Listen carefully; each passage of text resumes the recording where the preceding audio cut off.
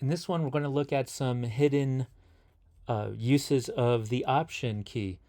So if I'm here in the font window and say I've finished the B in just this layer, then I can push Option, then green.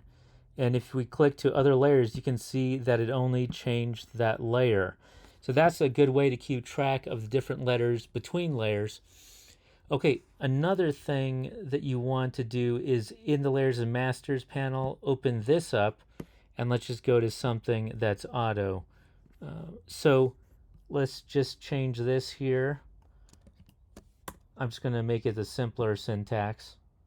And say I wanted that for all of these. What I'm going to do is hold Option, click this, and that takes all of them off, and then keep holding Option, and then hit this again. And now all these are back on.